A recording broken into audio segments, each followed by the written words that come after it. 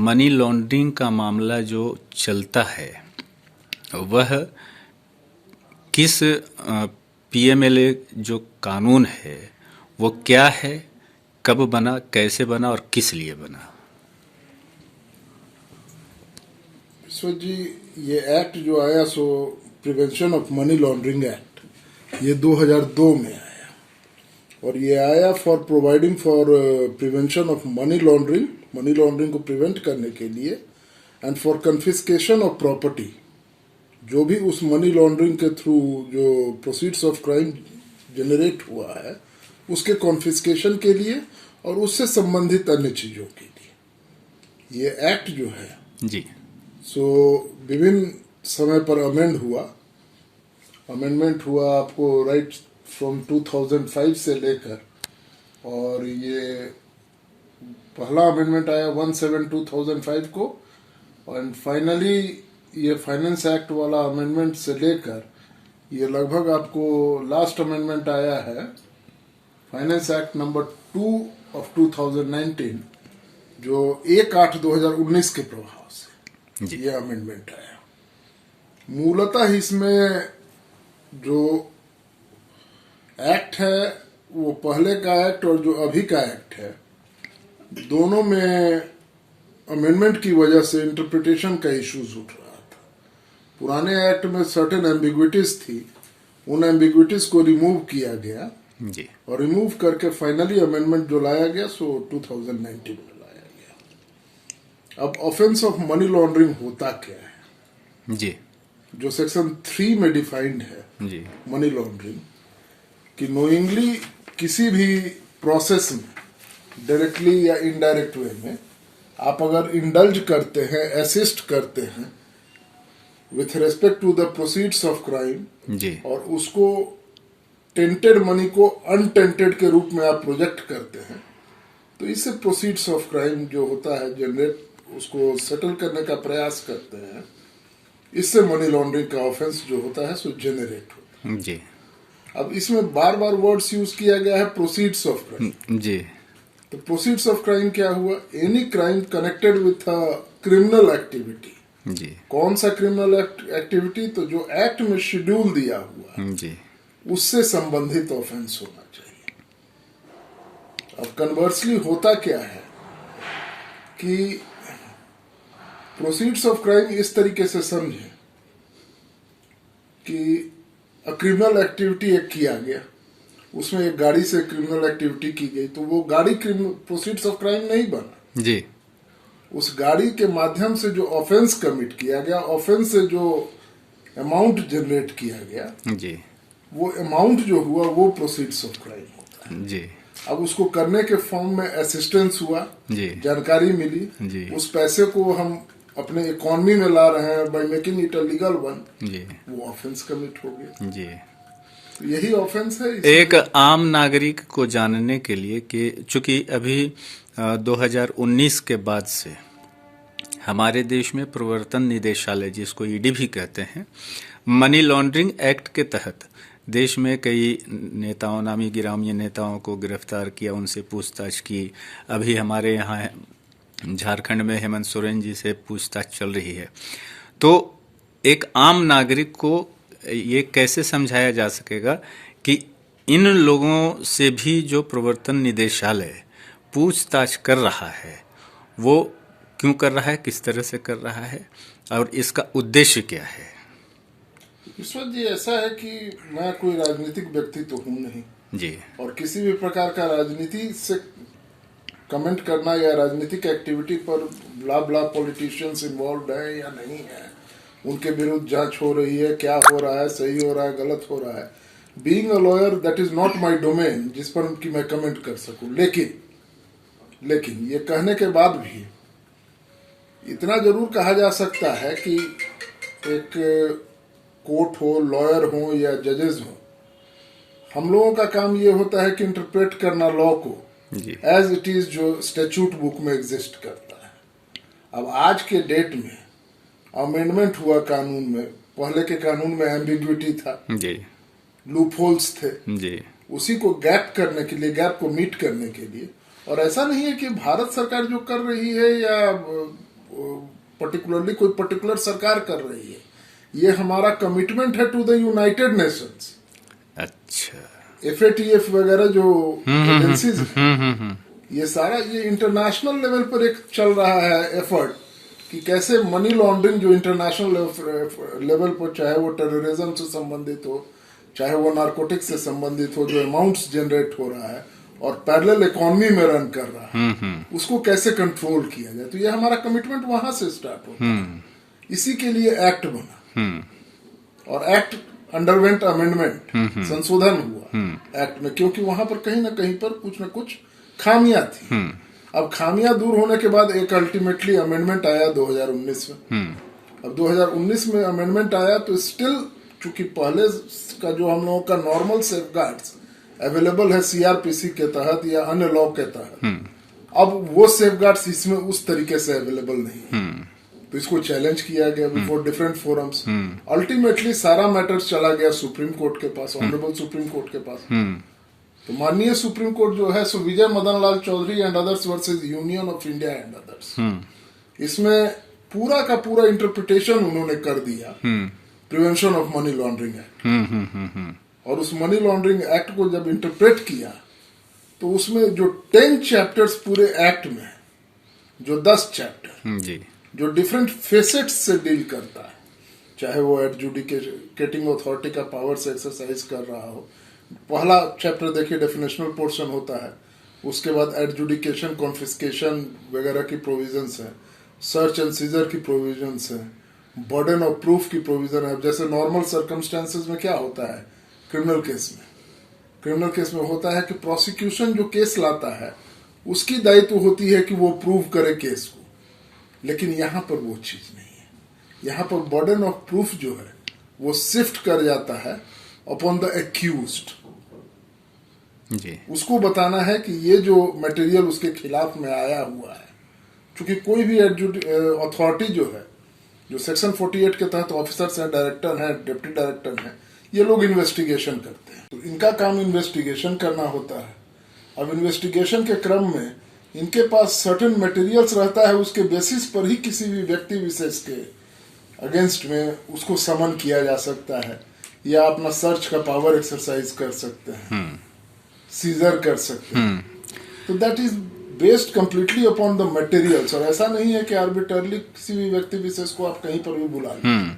नहीं, एक जैसे अभी बातचीत के क्रम में आप बता रहे थे कि एक FIR जो दर्ज होता है जी, उसमें और जो प्रवर्तन निदेशालय में, देखिए पहले क्या होता था कि नॉर्मली जैसे कोई भी क्रिमिनल केस नॉर्मल FIR जो पुलिस स्टेशन में इंस्टीट्यूट होती है अंडर सेक्शन 154 CRPC, तो उसको हम लोग क्या कहते हैं, फर्स्ट इंफॉर्मेशन रिपोर्ट। जी, यहाँ पर ED के केसेस में जो फर्स्ट डॉक्यूमेंट जो ये लोग रिकॉर्ड करते हैं, ये again it is a subject matter of amendment. जी, पहले के एक्ट में क्या था, पहले के एक्ट में था कि जैसे ही पुलिस के द्वारा या CBI के द्वारा कहीं पर भी FIR किया गया तो एनफोर्समेंट डायरेक्टरेट को ये राइट मिल जाता था कि वो अपना ECIR रिकॉर्ड करे। जी, ECIR क्या होता था, एनफोर्समेंट केस इंफॉर्मेशन रिपोर्ट। जी, तो पहला डॉक्यूमेंट वहां पर FIR कहलाता था और यहाँ पर क्या कहलाता है, ECIR, जी, एनफोर्समेंट केस इंफॉर्मेशन रिपोर्ट। इसके बाद ED को इन्वेस्टिगेशन का राइट मिल जाता था। अब जैसे वहां पर था कि 24 आवर्स में वो FIR को चला जाना है टू द कंसर्न मजिस्ट्रेट जिनके जुरिस्डिक्शन का है। जी, यहाँ पर that is not an obligation. यहाँ पर ECIR जो होता है सो that is an internal document recorded by the enforcement director. जी, और बेस्ड ऑन दैट ECIR, चूंकि जैसे ही उधर FIR हुआ ये ECIR रिकॉर्ड कर लिए, अब इन्वेस्टिगेशन करना है। लेकिन पहले के एक्ट में क्या था कि किसी भी प्रकार का सर्च नहीं कर सकते हैं, सीजर नहीं कर सकते हैं, अरेस्ट नहीं कर सकते हैं, कब तक नहीं कर सकते हैं, जब तक कि वहां पर चार्जशीट सबमिट ना हो जाए पुलिस केस में। जी, यहां पर वो बाउंडेशन नहीं। अब एक्ट को अमेंड कर दिया गया बाय वे ऑफ 2019 अमेंडमेंट। जी। अब ये प्रोविजन सब जो प्रोवाइजो लगा हुआ था सेक्शन 17 में कह लीजिए, सर्च में, सीजर में या सेक्शन 5 में, हम ये जानते हैं कि भ्रष्टाचार को लेकर के ED कार्रवाई कर रही है, और या वित्तीय अनियमितता को लेकर के कर रही है, कानून क्या कहता है? देखिए, सब्सटैंटिव ऑफेंस का कभी भी ईडी इन्वेस्टिगेशन नहीं करती है और ट्रायल नहीं करती है। Substantive offence in the sense कि मान लीजिए भ्रष्टाचार हुआ है या इनकम टैक्स के तहत कोई ऑफेंस कमिट किया गया है, तो वो सुटेबली उसी एक्ट के तहत होता है। जैसे प्रिवेंशन ऑफ करप्शन एक्ट हमारा है जी, भ्रष्टाचार निरोधक कानून जो है जी, या इनकम टैक्स का अगर कुछ वायलेशन हो रहा है तो वो उसी एक्ट के तहत वो सुटेबली, उसका अपना कोर्ट है, अपने जजेस हैं, अपना मैकेनिज्म है, वो उसी में ट्रायल होता है। सिर्फ वो मनी का जो ट्रेल है, जो प्रोसीड्स ऑफ क्राइम जिसको हम बार बार कह रहे हैं, जी, जैसे शेड्यूल में आप आएंगे तो प्रिवेंशन ऑफ करप्शन एक्ट भी है, इनकम टैक्स का वो सुटेबल प्रोविजन सब भी है, आईपीसी का प्रोविजंस है, और भी नारकोटिक्स वाला भी प्रोविजंस है।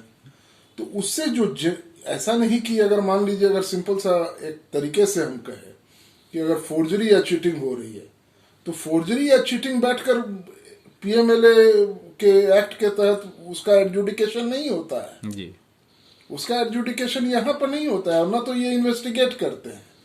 उस फोर्जरी से जो प्रोसीड्स ऑफ क्राइम जनरेट हुआ है और उसको पैरेलल इकोनॉमी में हमारे डालने का जो प्रयास हो रहा है, उसको जनरेट करके उसको सेटल करने में, उसको यूज करने में, उसको कॉन्फिस्केट प्रिजर्व करने में, उसको पैरेलल इकोनॉमी में डालने में कि नहीं ये हमारा स्व अर्जित प्रॉपर्टी है, इस तरीके से है, और उसको टेंटेड के जगह पर अनटेंटेड बनाने में जो असिस्टेंस होता है, जो एफर्ट्स होता है, उससे ये ऑफेंस जनरेट होता है। मतलब कुल मिलाकर के ये कहें कि जो ब्लैक मनी है उसको किसी न किसी जरिए से सफेद बनाने की जो प्रक्रिया है, उसकी जांच ईडी करती है।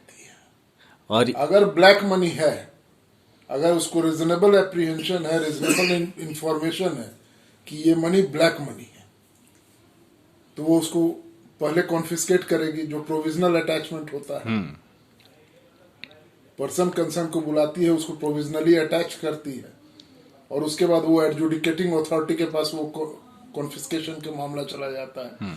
लेकिन कहने का तात्पर्य, इसीलिए एक्ट में बहुत क्लियर कहा गया है, ये बहुत क्लियर कहा गया है कि whosoever डायरेक्टली और इनडायरेक्टली, डायरेक्ट रूप में या परोक्ष रूप में जी, attempts to indulge, even attempt करते हैं और नोइंगली असिस्ट, सहायता प्रदान करते हैं जी, वो क्रिमिनल एक्टिविटी जो शेड्यूल्ड ऑफेंस में दिया हुआ है, उससे ये जनरेट किया हुआ पैसा है, उसके किसी भी प्रोसेस में, उस पैसे को सेटल करने में, किसी भी प्रोसेस में अगर आप साथ दिए हैं या संबंधित रहे हैं in any activity connected with that, और उसके बाद उसको जान रहे हैं कि ये प्रोसीड्स ऑफ क्राइम है और गलत पैसा है, टेंटेड मनी है, उसको अनटेंटेड के तौर पर आप प्रोजेक्ट करवाने में मदद कर रहे हैं, प्रयास कर रहे हैं, चाहे वो शेल कंपनियों के जरिए करें, चाहे किसी भी तरीके से, किसी भी तरीके से। तो ऑफेंस किस चीज पर बनता है?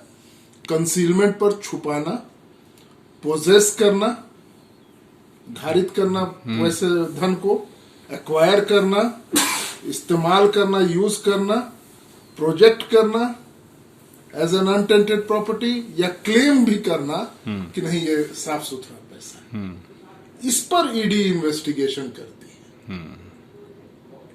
ईडी इस पर इन्वेस्टिगेट नहीं करती है कि करप्शन हुआ, करप्शन हुआ है कि नहीं हुआ है, that has to be adjudicated by a competent court.